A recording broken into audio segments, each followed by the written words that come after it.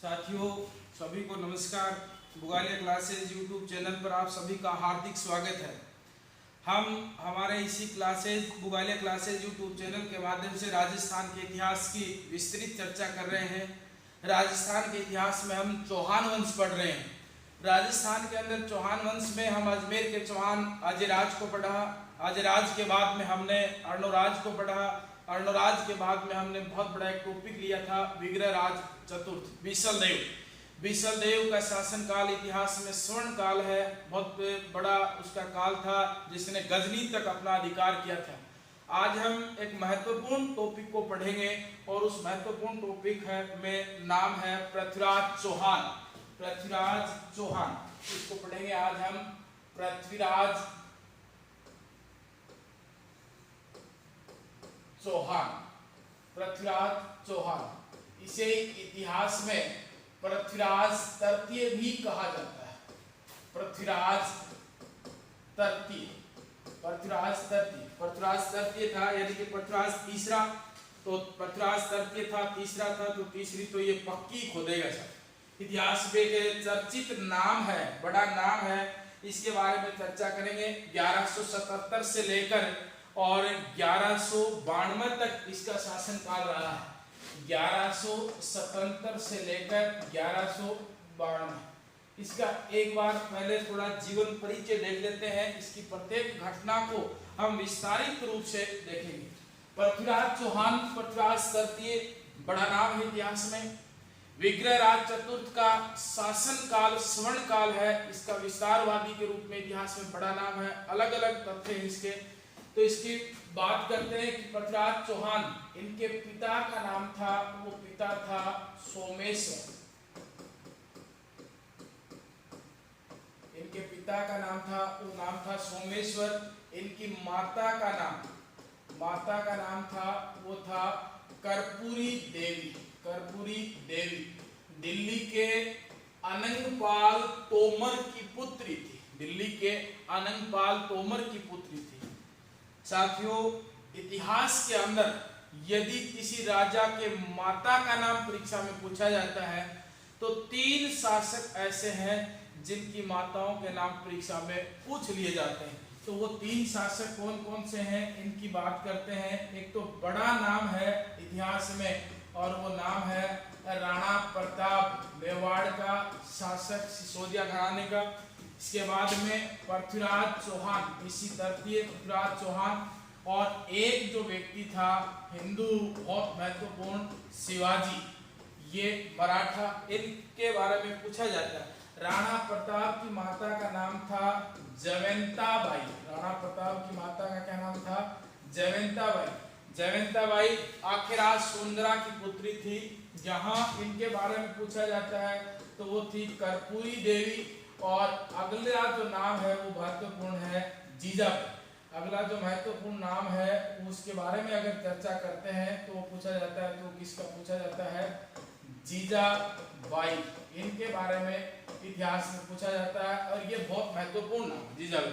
तो राजस्थान के इतिहास में या भारत के इतिहास के संदर्भ में यदि शासक हैं उनकी माताओं के नाम परीक्षा में पूछते हैं तो इनके बारे में प्रश्न पूछा जा सकता है। राणा प्रताप की माता का नाम जयवंताबाई।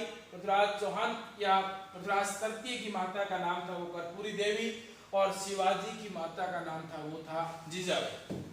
तो इनकी पृथ्वीराज चौहान की जो माता थी वो कर्पूरी देवी थी। दिल्ली के अनंगपाल तोमर की ये पुत्री थी। पृथ्वीराज चौहान का जो पृथ्वीराज चौहान का जो जन्म है वो 1166 ईस्वी में हुआ था। 1166 ईस्वी में हुआ था। अलहिल पाटन, गुजरात के पास इनका जन्म हुआ था। अलहिल पाटन में गुजरात के पास इनका जन्म हुआ था। तो यहाँ पृथ्वीराज चौहान के बारे में ये इनकी प्रारंभिक घटनाएं थी। पृथ्वीराज चौहान के पास ये महत्वपूर्ण पृथ्वीराज चौहान की उपाधि थी। पृथ्वीराज चौहान की उपाधि थी और वो 2 उपाधि थी। एक उपाधि का नाम था वो था दल पुंगल। एक का क्या नाम था?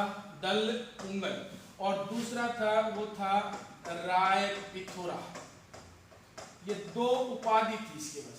दल पुंगल जो इसकी उपाधि थी, दल पुंगल, इसका अर्थ होता है विश्व विजेता। इसका अर्थ होता है विश्व विजेता। इसका अर्थ क्या होता है? विश्व विजेता। और इसका अर्थ है वो माना जाता है हिंदू दुर्गों का रक्षक, हिंदू दुर्गों का रक्षक, या दूसरा इस प्रकार से भी कह सकते हैं अंतिम हिंदू शासक। पृथ्वीराज चौहान का जो जन्म है वो अनहिल पाटन गुजरात, अनहिल पाटन गुजरात में हुआ था। यहाँ इधर सोमेश्वर इनके पिता का नाम था, कर्पूरी देवी इनकी माता थी। ये दिल्ली का शासक था, दिल्ली का शासक, दिल्ली का शासक था। उस दिल्ली के शासक का नाम था अनंगपाल तोमर, अनंगपाल तोमर। इनकी ये पुत्री थी। इसके बाद में इनका जो जन्म है 1166 में, इसकी चर्चा हो गई है। उपाधि दल पुंगल और राय पिथोरा इनकी उपाधि थी। अब यहाँ प्रश्न बनता है कि पृथ्वीराज जो चौहान है, प्रश्न क्या बनता है कि पृथ्वीराज चौहान है, पृथ्वीराज चौहान में ये जो कर्पूरी देवी थी, यहाँ एक प्रश्न बनता है कि पृथ्वीराज चौहान, मैं पीसी तृतीय लिख रहा हूँ इसको, पृथ्वीराज चौहान है, इसकी संरक्षिका कौन थी? बहुत महत्वपूर्ण क्वेश्चन है, परीक्षा में पूछा गया है।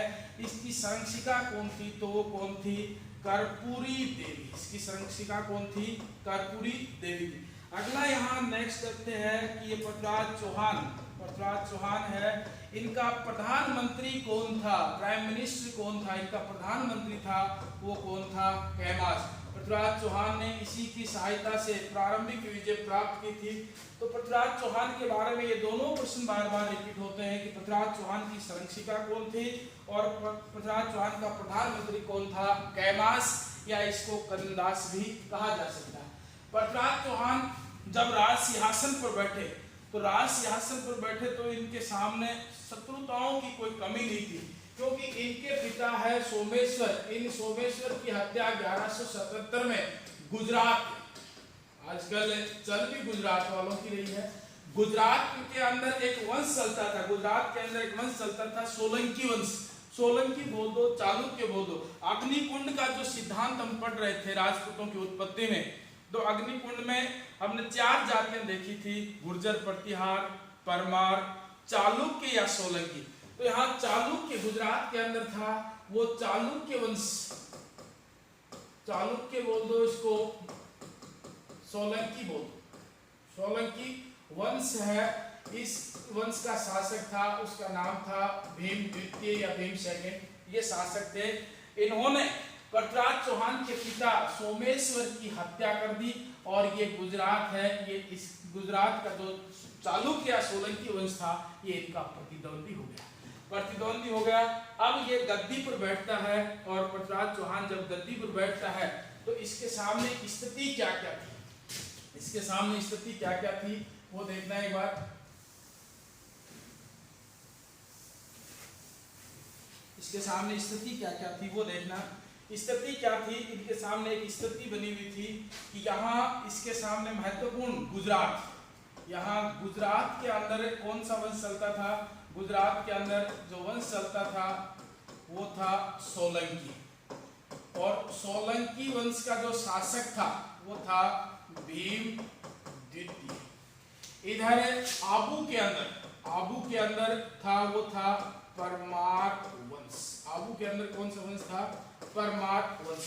इधर राजस्थान के अंदर और यूपी के टच में, सॉरी यूपी में मथुरा और आगरा में भंडारकों का, नागार्जुनों का भी विद्वत है इसके सामने। एक था यूपी में और वो थे महोबा, महोबा यूपी में है, महोबा के थे चंदेल शासक, और ये चंदेल शासक था, उसका नाम था परमार देव, परमारदी देव, ये शासक थे।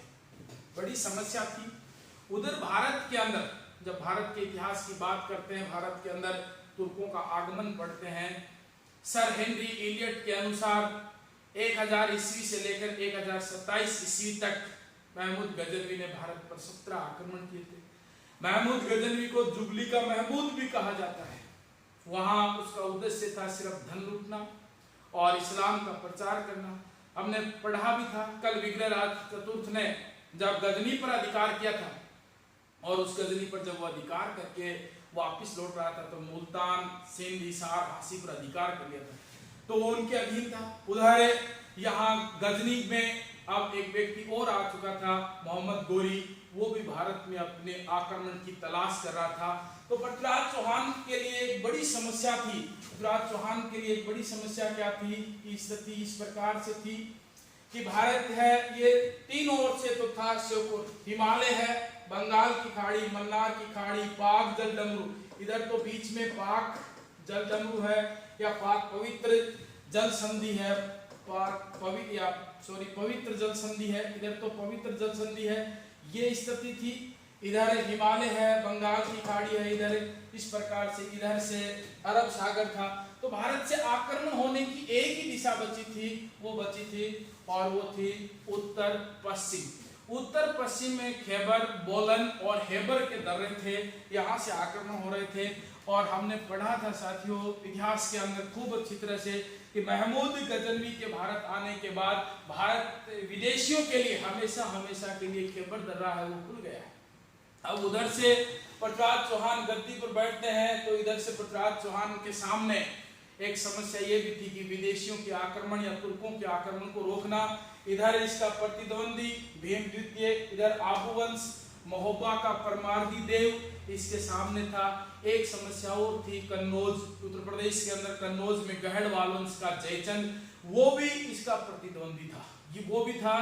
तो विग्रहराज चतुर्थ में हमने पढ़ा था, जब उसने दिल्ली पर अधिकार किया था विग्रहराज चतुर्थ ने, तो उस समय कंवर तोमर को पराजित कर रहा था, तो उसका एक महत्वपूर्ण सहयोगी विजय चंद्र मारा गया था, तो जयचंद का पिता था। तो वहां से भी इनके आपस में विवाद होने लग गए थे, और ये जो विवाद हुए थे आपस में, इसके कारण पृथ्वीराज चौहान के सामने जो स्थिति थी वो एक राजगद्दी थी, वो कांटों भरा ताज था। पृथ्वीराज चौहान के सामने जो स्थिति थी वो कांटों भरा ताज था। इस प्रकार से पृथ्वीराज चौहान ने किस प्रकार से अपना विजय अभियान करता है, तो पृथ्वीराज चौहान ने अपने सीमावर्ती जो क्षेत्र थे उन पर विजय प्राप्त करने के लिए या उन पर अधिकार बनाए रखने के लिए एक अभियान प्रारंभ किया था। साम्राज्यवादी विस्तार नीति में जो अभियान प्रारंभ किया था, उस अभियान को कहा जाता है दिग्विजय अभियान। दिग्विजय अभियान ये प्रारंभ करता है, और दिग्विजय अभियान ये जो प्रारंभ करता है, दिग्विजय अभियान ये जो प्रारंभ करता है वो किसके सानिध्य से करता है साहब दिग्विजय अभियान? तो ये दिग्विजय अभियान जो प्रारंभ करता है वो अपने प्रधानमंत्री कैलाश के सहयोग से ये दिग्विजय अभियान प्रारंभ करता है। तो पृथ्वीराज चौहान की ये बात थोड़ी बहुत प्रारंभिक घटनाएं हैं, इसको देखना। एक महत्वपूर्ण शासक को हम पढ़ रहे हैं पृथ्वीराज चौहान को, तो इसने दिग्विजय अभियान प्रारंभ करा। इस दिग्विजय अभियान में ये सबसे पहले क्या करता है, ये सबसे पहले करता है नागार्जुन विद्रोह को दबाता है। सबसे पहले क्या करता है, नागार्जुन विद्रोह को दबाता है। ये भंडारक जाति थी, ये यहाँ अपने उत्तर प्रदेश में मथुरा के आसपास थी। इनका विद्रोह है, इस विद्रोह को किसके सहयोग से दबाया गया था? तो किसके सहयोग से दबाया गया था? अपने प्रधानमंत्री कैमाश के सहयोग से। तो कैमाश के सहयोग से अपने दिग्विजय अभियान की प्रारंभ पृथ्वीराज चौहान ने कहां से की थी? नागार्जुन विद्रोह से की थी। और किसके सहयोग से इसको दबाया गया था? किसके सहयोग से दबाया गया था? अपने प्रधानमंत्री कैमाश के सहयोग से इन्होंने इस विद्रोह को दबाया था। पृथ्वीराज चौहान ने इस विद्रोह को दबाने के बाद इसके सामने एक महत्वपूर्ण समस्या थी, वो थी महोबा के चंदेल शासक। इसको थोड़ा सा महत्वपूर्ण मानते हुए इसको पढ़ेंगे दिग्विजय अभियान को, तो वो है पृथ्वीराज चौहान की महोबा के चंदेल वंश पर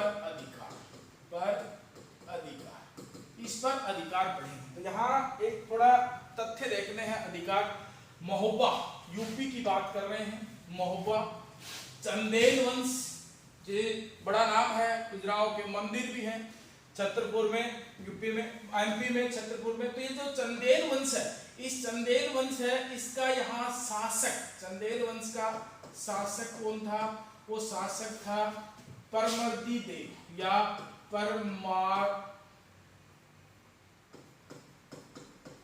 परमारदी देव ये शासक था।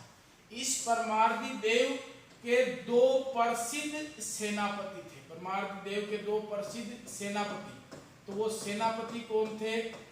आहला और उद्दल, दो ये प्रमुख सेनापति थे। अब ये दोनों इस परमारदी देव की महत्वाकांक्षा से होकर नाराज होकर ये चले गए थे, रुष्ट हो गए थे इससे। जब इस परमारदी देव की माता को पता चलता है तो वो कहती है, इनके पास पत्र लिखती है और कहती है कि आज आन पड़ी है महोबा के चंदेल वंश पर। तब ये आला और उद्दल क्या कहते हैं कि तब जब तक हम जीवित हैं ऐसा कुछ नहीं होगा, और ये रणभूमि में वापिस आते हैं।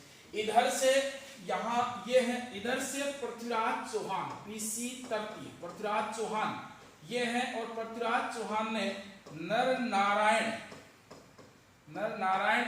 नामक स्थान पर अपना कैंप स्थापित कर लिया था। यहाँ कैंप स्थापित कर लिया। प्रधानमंत्री कैमास के सहयोग से ये लगातार आगे बढ़ रहे थे, और यहाँ स्थिति क्या होती है? युद्ध होता है पृथ्वीराज तृतीय, और इनके सामने कौन थे? वो थे परमारदी देव, और परमारदी देव है ये थे।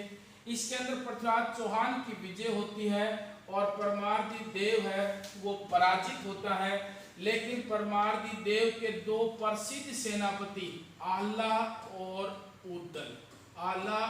उद्दल यहाँ मारे जाते हैं, या वीर गति को प्राप्त हो जाते हैं। वीर गति को ये क्या हो जाते हैं? प्राप्त हो जाते हैं। और महोबा के इस चंदेल वंश पर 1182 ईस्वी में पृथ्वीराज चौहान का अधिकार हो जाता है। पृथ्वीराज चौहान का जो अधिकार हो जाता है, तो यहाँ एक प्रश्न बनता है महत्वपूर्ण कि तुमुल का युद्ध किसके मध्य लड़ा गया? तुमुल का युद्ध किसके मध्य लड़ा गया? ये जो तुमुल का युद्ध है ये किसके मध्य लड़ा गया? तो याद रखना साथियों, महोबा के चंदेल वंश पर जो पृथ्वीराज चौहान ने जो आक्रमण किया था, यह चंदेल विजय है। इसी चंदेल विजय को तुमुल का युद्ध कहते हैं, और ये 1182 में हुआ था। परमारदी देव पराजित हुए थे और पृथ्वीराज चौहान इसके अंदर विजयी हुए। पृथ्वीराज चौहान है इसकी विजय हो गई। लेकिन यहाँ छोटे छोटे दो प्रश्न बहुत गहराई से पेपर वाला जब डूब ही जाता है, या और भी गहराई से प्रश्न पूछते हैं, तो यहाँ पूछते हैं कि परमारदी देव का इस युद्ध के दौरान परमारदी देव का सामंत कौन था? तो वो कौन था? मलखान। सामंत कौन था? इसका परमारदी देव का सामंत कौन था? वो सामंत था, वो मलखान था। जबकि यहाँ एक प्रश्न आता है कि यहाँ पृथ्वीराज चौहान ने जब इस महोबा पर अधिकार कर लिया था, तो इस महोबा का सामंत किसे बनाया था? पृथ्वीराज चौहान ने सामंत किसे बनाया था? महत्वपूर्ण नाम है, पुण्यराज को बनाया था, या पुण्यराज को यहाँ का इसने सामंत बनाया था। और इस प्रकार पृथ्वीराज चौहान ने यहाँ अपना पुण्यराज, ये थोड़ा सा गलत हुआ है, पुंजराज किसको बनाया था? पुंजराज को यहाँ का अपना सामंत बनाया, और पृथ्वीराज चौहान वापिस लौट जाता है। पृथ्वीराज चौहान इस विजय के बाद, एक तो नागार्जुन भंडारकों की विजय और परमारदी देव, दो बहुत वीर सैनिक थे आला और उद्दल को वो वीर गति प्राप्त हो जाती है और अधिकार हो जाता है। ये युद्ध रात्रि में भी लड़ा गया था। इस प्रकार से पृथ्वीराज चौहान का यहाँ पर अधिकार हो जाता है। आला और उद्दल से एक प्रश्न और देखते हैं। आला और उद्दल से एक प्रश्न और देखते हैं। आला और उद्दल से एक प्रश्न क्या देखते हैं? वो प्रश्न क्या है? वो प्रश्न ये है कि असंगत समूह को छांटिए। असंगत समूह को छांटिए। पहला है जया फत्ता, दूसरा है आला उद्दल, तीसरा तीसरा इसके अंदर बहुत महत्वपूर्ण नाम आता है और वो वीर सैनिक थे जैता और कुंपा। और चौथा जो आता है वो आता है रणमल और रतिपाल। अब प्रश्न आ जाए कि इनमें से असंगत समूह को छांटिए। असंगत कौन सा है? अब यहाँ बात हो रही है ये असंगत, तो यहाँ हमने एक पढ़ा है आला और उदल, ये किसके सैनिक थे? परमारदी देव। किसके थे? परमारदी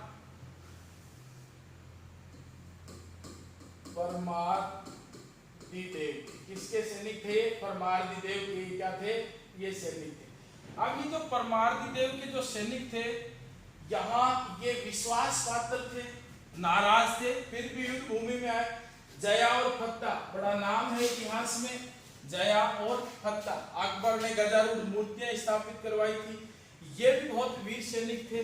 जैता कुप्पा मालदेव के बहुत महत्वपूर्ण थे। रणमल और रतिपाल ये इसके अंदर है, तथ्य है, असंगत हो जाएगा। ये सभी बाकी सही है, असंगत वो तब विश्वास पात्र है और असंगत कौन हो गया? रणमल रतिपाल। ये इतिहास में अविश्वास पात्र जोड़ी मानी जाती है। बाकी ये है तीनों जो जोड़ियां हैं ऊपर, ये विश्वास पात्र जोड़ी मानी जाती है। पृथ्वीराज चौहान है, इसने यहाँ पर अधिकार कर लिया। अब पृथ्वीराज चौहान के सामने एक और जो बहुत बड़ी समस्या थी, वो थी चालुक्य वंश का भीम द्वितीय। तो यहाँ आप देखिए, थोड़ा सा इसको समझिए। चालुक्य वंश, इस चालुक्य वंश का शासक था वो था भीम द्वितीय। कौन था? भीम। इधर आबू, माउंट आबू सिरोही, इस आबू का शासक था वो था परमार वंश का शासक, परमार वंश था। इधर था वो था पृथ्वीराज तृतीय। हमने बात की थी ना तीसरी खोदने की, वो अभी यहाँ से होगी।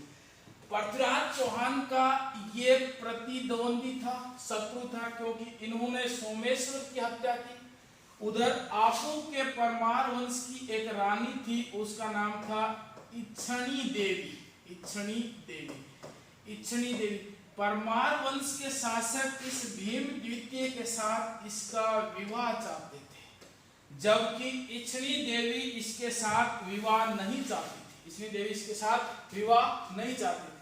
ये इसके पास समाचार भेजती है पृथ्वीराज चौहान के पास। पृथ्वीराज चौहान के पास भेजती है कि इच्छणी देवी का विवाह चालुक्य वंश के भीम द्वितीय के साथ किया जा रहा है, जो आपके प्रतिद्वंदी, जबकि इच्छणी देवी की इच्छा है कि मेरा विवाह पृथ्वीराज चौहान के साथ।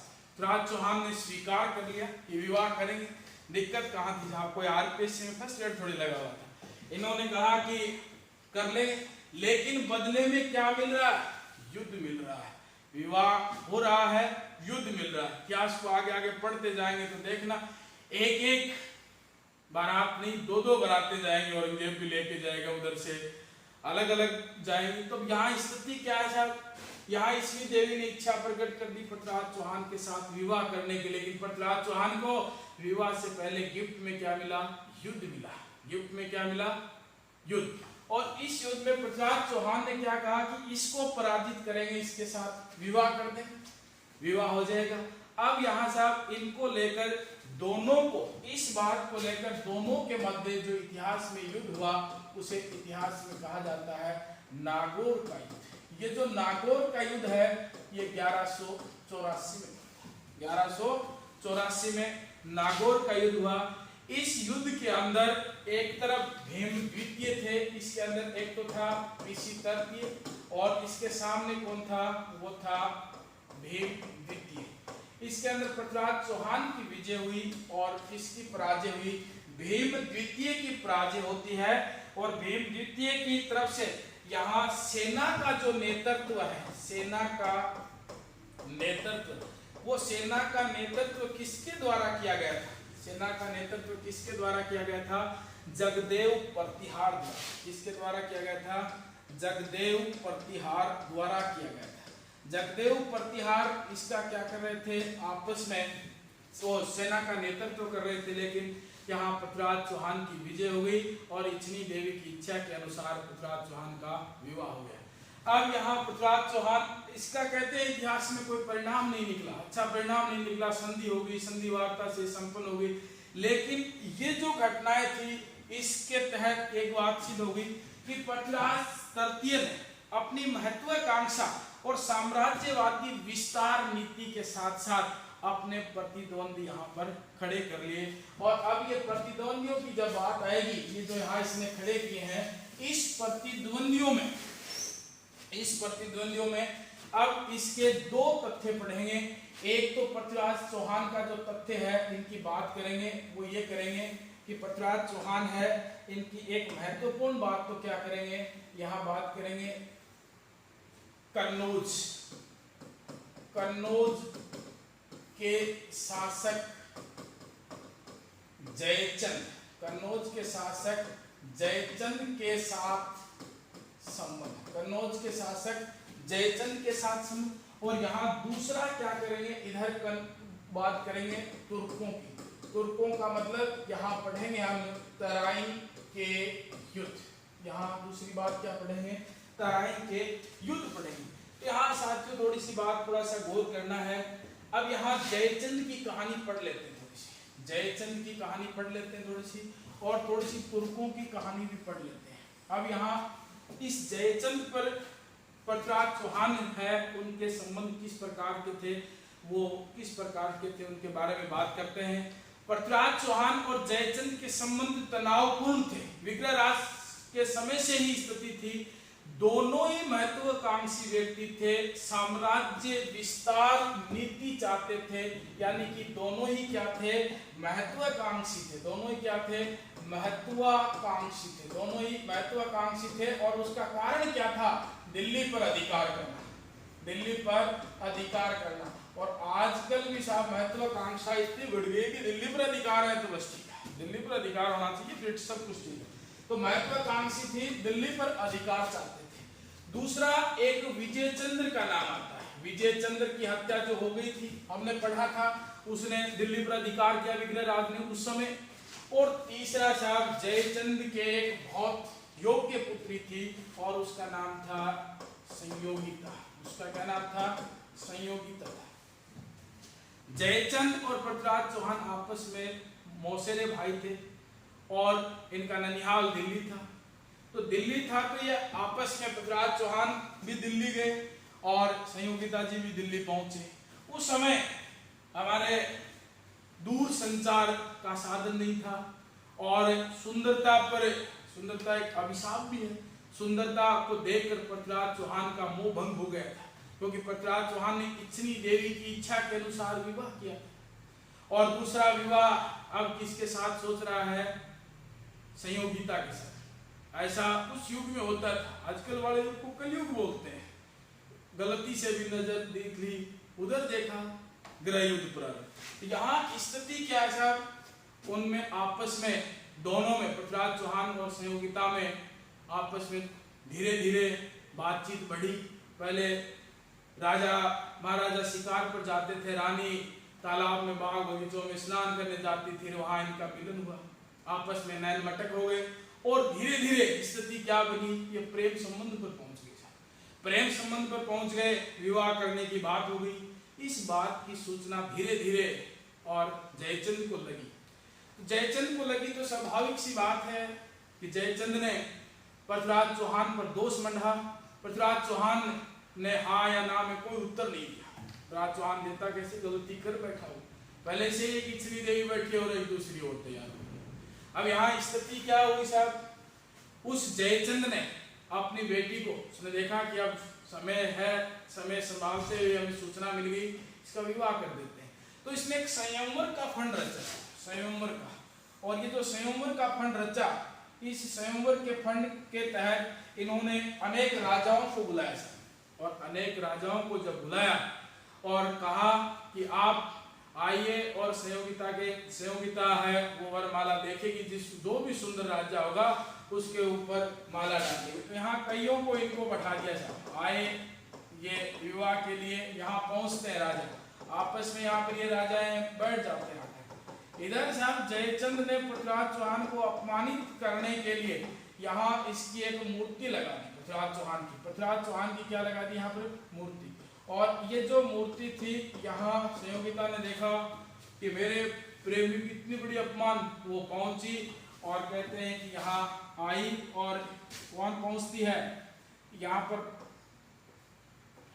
अपने हाथ में वरमाला लेकर पहुंचती है जब, और ये पहुंचती है संयोगिता, और यहाँ इस मूर्ति के ये यहाँ पर माला डाल देते हैं। गले में फंदा बहुत आसानी से डलता है, अच्छा लगता है कि विवाह हो रहा है, लेकिन गले में वो वरमाला वो फंदा ही है प्रकार से, उससे बाहर नहीं निकल पाता इंसान।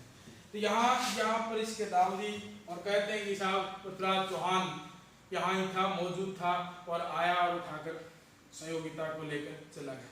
तो साहब ये कोई मिथुन की फिल्म नहीं है, यहाँ गए। ये राजा जयचंद का दरबार था, सैनिक तो यहाँ भी थे, युद्ध भी होना था, सूचना भी लगती, लेकिन ये सिर्फ पृथ्वीराज चौहान का मित्र चंद्रवरदाई कहता है पृथ्वीराज रासों में मनगढ़ंत कहानी, इसको रोचक बनाया गया है कि किस प्रकार से इतिहास को आगे पढ़ा जाए, रोचक बनाया गया है। इस राजाओं ने भी साहब कहा कि जयचंद को बहुत कटु शब्द कहे कि आपको पता ही नहीं था कि घर की बात घर में रख लेते, घर की दीवार घर में आपको डालनी चाहिए थी, बाहर तक क्यों पहुंची ये बात।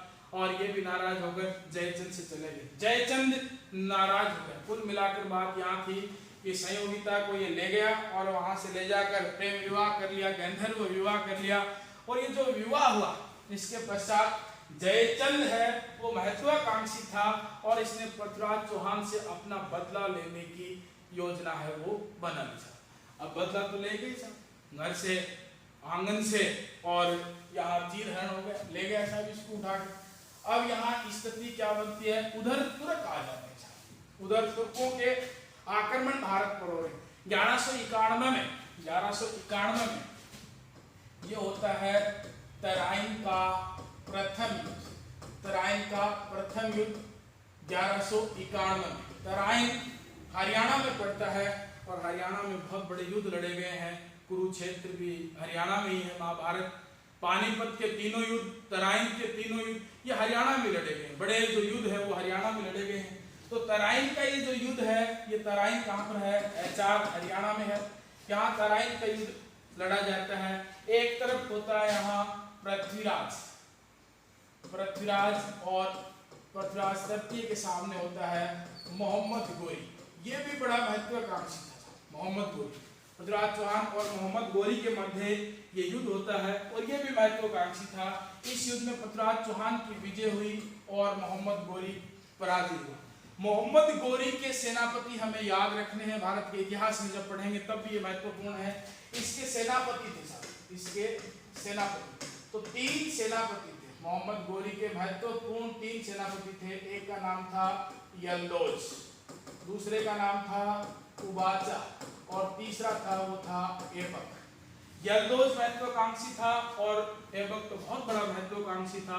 ये तीनों ही महत्वाकांक्षी शासक थे, वो सेनापति थे, ये इसके साथ थे। इधर पृथ्वीराज चौहान के साथ दिल्ली का गवर्नर है गोविंदराज, दिल्ली का गवर्नर था गोविंदराज तोमर। ये कहाँ का गवर्नर था, दिल्ली का गवर्नर था, दिल्ली है इसका गवर्नर था, ये दिल्ली का गवर्नर इसके साथ था। और ये युद्ध होता है, इस युद्ध में पृथ्वीराज चौहान की विजय होती है। और जो ही मोहम्मद गोरी की सेना पराजित हो गई थी और मोहम्मद गोरी की सेना भाग रही थी, तो पृथ्वीराज चौहान ने कहा पीठ पर वार नहीं करेंगे।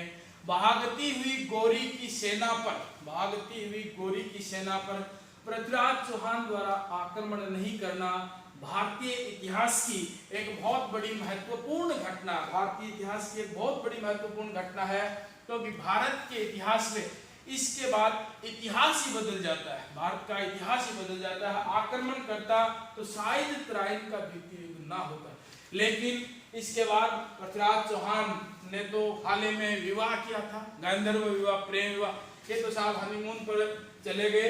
और उधर साहब यहाँ मोहम्मद गोरी है, इसने अपनी सेना को युद्ध के लिए तैयार किया और युद्ध के लिए प्रशिक्षण पहाड़ों में दिया, और पहाड़ों में दिया तो ये वापिस आता है 1192 में, और इतिहास में तराइन का द्वितीय युद्ध होता है, तराइन का द्वितीय युद्ध। ये जो तराइन का द्वितीय युद्ध है ये 1192 में होता है।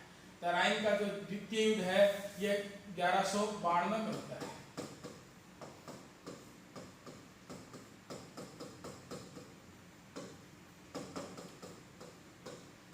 तराइन का द्वितीय 1192।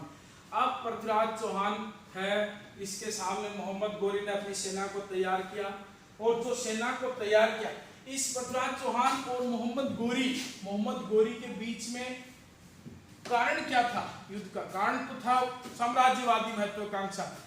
पृथ्वीराज चौहान भी ये सोचता था कि ये दिल्ली का गवर्नर है, या दिल्ली पर आक्रमण करेगा, धन लूटेगा, चला जाएगा। लेकिन मोहम्मद गोरी महत्वाकांक्षी व्यक्ति था, भारत पर लगातार आक्रमण कर रहा था, विजय नहीं हुआ, लेकिन अंत में पंजाब पर पहली विजय प्राप्त की। उस समय स्थिति क्या थी? दोनों साम्राज्य विस्तार चाहते थे, लेकिन विग्रहराज चतुर्थ ने जब गजनी पर अधिकार किया था, अमीर खुसरो शाह को पराजित किया था, उस समय वहां उसने क्या किया था कि हिसार, सिंध, मुल्तान, हासिल पर अधिकार कर लिया। और मोहम्मद गोरी ने कहा कि ये दूसरे युद्ध में क्या कह रहा है कि ये हमारे जो तुर्कों के अधिकार क्षेत्र है, पूर्वजों के, ये हमें वापस लौटा दो। तो यहाँ एक तरफ अब की बार पीसी तर्तीय, और इनके सामने जो दूसरा था वही व्यक्ति था मोहम्मद गोरी।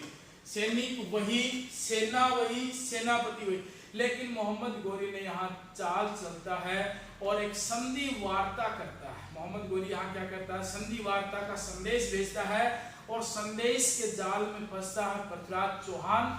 और पृथ्वीराज चौहान जब संदेह के जाल में, उस संधि या उस झूठी चाल में फंसता है, तो यहाँ ये छोटी सी सेना लेकर यहाँ जाता है, और मोहम्मद गोरी की सेना ने सुबह आक्रमण किया। जिस समय यहाँ संधि की सूचना शाम को मिल गई, राजपूत सेना थी, शाम को मस्त होकर सो गई। सुबह जब अपने व्यक्ति या सैनिक हैं ये अपने नित्य कार्यक्रम के लिए गए हुए थे, कुछ सैनिक सोए हुए थे, रात का उतरे हुई थी, सोए हुए थे, उस समय मोहम्मद गोरी ने यहाँ आक्रमण कर दिया और पृथ्वीराज चौहान की पराजय हुई, और देखते देखते मोहम्मद गोरी विजयी हो गए। अब कहते हैं कि यहाँ जो ही ये पराजित हुआ, तो चंद्रवर्दाई कहता है कि इसे कैद करके गजनी ले जाया गया, जहां इसकी आंखें फोड़ दी गई। फिर वो तीर वाली कहानी लिखता है, 24 अंगुल अष्टबाण पर बैठा गोरी, मद चूकना चौहान। तीर चलाता है, मोहम्मद गोरी वहां मर जाता है, और चंद्रवर्दाई कहता है हम दोनों ने अपनी कटार निकाली और आपस में हमने मार दी, हत्या हो गई। जब इतना बड़ा वीर सेनापति, सैनिक, राजा था पृथ्वीराज, तो उसको तलवार वहां कौन देगा? ये काल्पनिक बातें हैं। पृथ्वीराज चौहान है, इस पृथ्वीराज चौहान को भागते हुए हरियाणा में सिरसा के पास इसकी हत्या कर दी गई। सिरसा के पास कहाँ कर दी गई? इसकी हत्या कर दी गई। और पृथ्वीराज चौहान के बाद में यहाँ दिल्ली पर और अजमेर पर अधिकार हो जाता है मोहम्मद गोरी का।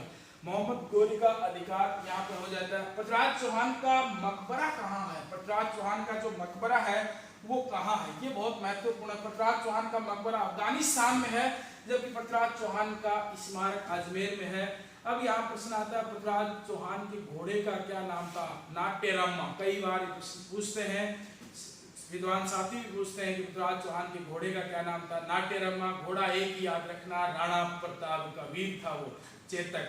तो यहाँ इसके घोड़े का नाम था राटिनम्मा। पृथ्वीराज चौहान विद्वानों का आश्रय दाता था। पृथ्वीराज चौहान है वो विद्वानों का आश्रय दाता था। पृथ्वीराज चौहान की जब बात करते हैं तो इसके दरबार में कई विद्वान रहते थे। चंद्रवर्दाई, जिन्होंने पृथ्वीराज रासो लिखा है। रासो की हमने पिछली क्लास में भी बात की थी, एक दिन रासो की क्लास पढ़ेंगे। रासो परीक्षा में बहुत आते हैं, और यदि रासो समय पर नहीं आया और परीक्षा में यदि कोई एक रासो आ गया तो बहुत बड़ा रासो हो जाएगा। तो पृथ्वीराज चौहान का एक तो दरबारी कवि था, वो था चंद्रवर्दाई। इसके बाद में वागीश्वर, विश्वरूप, और इस प्रकार से कई थे, जानक हैं, कई इस प्रकार के इसके विद्वान थे, ये जो इसके दरबार में रहते थे। अब यहाँ एक प्रश्न और है पृथ्वीराज चौहान के बारे में, कि पृथ्वीराज चौहान के बारे में है और मोहम्मद गोरी से जुड़ा हुआ है। ये दो तथ्य भारत के इतिहास में है, महत्वपूर्ण तथ्य है, इसको थोड़ा सा देख लीजिए। कि एक तरफ तो है पृथ्वीराज चौहान, छोटा सा है, एक है मोहम्मद गोरी। तो यहाँ एक इन दोनों के बीच में एक कड़ी जुड़ी हुई है, वह है ख्वाजा मोइनुद्दीन चिश्ती, ख्वाजा मोइनुद्दीन चिश्ती। ख्वाजा मोइनुद्दीन चिश्ती किसके साथ भारत आए थे? महत्वपूर्ण बात, ख्वाजा मोइनुद्दीन चिश्ती किसके साथ भारत आए थे? तो ये भारत तो किसके साथ आए थे? मोहम्मद गोरी के समय। ख्वाजा मोइनुद्दीन चिश्ती ने अपनी खानका, पूजा स्थल, आराधना स्थल अजमेर किसके समय बनाया था? किसके समय अजमेर आए थे? तो पृथ्वीराज चौहान के समय कहाँ आए थे? अजमेर आए थे। ख्वाजा मोइनुद्दीन चिश्ती की दरगाह का निर्माण दिल्ली सल्तनत के गुलाम वंश के शासक इल्तुतमिश ने बनवाया था। और अब यहाँ इस पृथ्वीराज चौहान का नेक्स्ट पर्सन एक विवाह है। पृथ्वीराज चौहान का साम्राज्य अस्त कर गया। एक सुंदरता जो अभिशाप बनी, सुंदरता अभिशाप होती है, एक अभिशाप बनी और जिसके कारण एक विशाल साम्राज्य का अंत हो गया। साथियों, तो राजस्थान पुलिस, दिल्ली पुलिस इनकी जो तैयारी कर रहे हैं, तो नौजवान छात्र लगातार जो कॉलेज के माध्यम से आते हैं, ये चलचित्रों पर ध्यान देने के बजाय यहाँ थोड़ा सा कंसेप्ट को क्लियर कीजिए ताकि भविष्य उज्जवल हो। नहीं तो वरमाला नहीं डाली जाती हो, गले में फंदा डाला जाता है। वहाँ से आज तक बड़े बड़े ऋषि महात्माएं नहीं निकल पाए, अपने तो औकात दिया। तो यहाँ एक बात, यहाँ एक प्रश्न करते हैं और वो प्रश्न है, और इसके प्रश्न को देखिए, कौन सा युद्ध इतिहास में मील का पत्थर साबित हुआ? मील का पत्थर साबित हुआ, यहाँ महत्वपूर्ण है। पहला ऑप्शन है वो है तराइन का द्वितीय युद्ध, तराइन का द्वितीय। दूसरा जो प्रश्न है वो है खानवा का युद्ध। तीसरा प्रश्न है वो है हल्दी घाटी युद्ध। और जो चौथा ऑप्शन है वो है पानीपत का तृतीय युद्ध। ये 3-4 ऑप्शन है। इनमें से प्रश्न क्या है? कौन सा युद्ध इतिहास में मील का पत्थर साबित हुआ? मील का पत्थर खान, ये 1192 में, ये तारीख याद रखनी है 17 मार्च 1527 में, ये 18 जून 1576 में। थोड़ा इसको ध्यान रखना, अगर तथ्य एक पर्टिकुलर व्यक्ति का नाम आ जाए तो यहाँ थोड़ा सा ध्यान रखना है। डॉक्टर गोपीनाथ शर्मा के अनुसार, गोपीनाथ शर्मा के अनुसार ये 21 जून हो जाएगा। और ये है 14 जनवरी 1761 को युद्ध होता है। ये तीनों चारों जो युद्ध हैं बहुत महत्वपूर्ण है। तो यहाँ इतिहास में मील का पत्थर युद्ध कौन सा साबित होता है?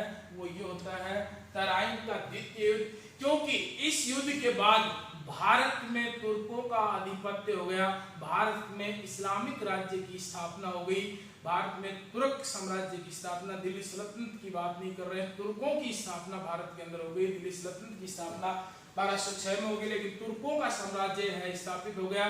दिल्ली और अजमेर में इसका साम्राज्य है वो स्थापित हो गया।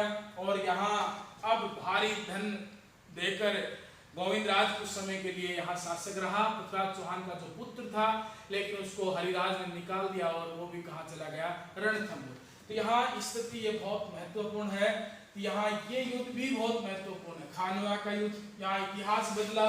बयाना के युद्ध में भी राणा सांगा ने वही गलती की जो 1191 में पृथ्वीराज चौहान ने की। यहाँ हल्दी घाटी युद्ध में देशद्रोहियों की भूमिका खूब रही। राजा जयचंदों की यहाँ कोई कमी नहीं मिलती है, राजा जयचंदों की यहाँ कोई कमी नहीं मिलती है। और ये पानीपत का तृतीय युद्ध। इसके बाद भारत के अंदर मुगल शासकों का प्रभुत्व समाप्त हो गया और इसके बाद अंग्रेजी सरकार हुकूमत है वो भारत में बन गई। तो विद्यार्थियों, ये अजमेर के चौहान थे। चौहान वंश का टॉपिक कैसा लगा कमेंट्स करके जरूर बताइए। और हम अपने आगामी क्लास में हम इसको अगला जो चौहान वंश उसको पढ़ेंगे। तब तक सभी को नमस्कार।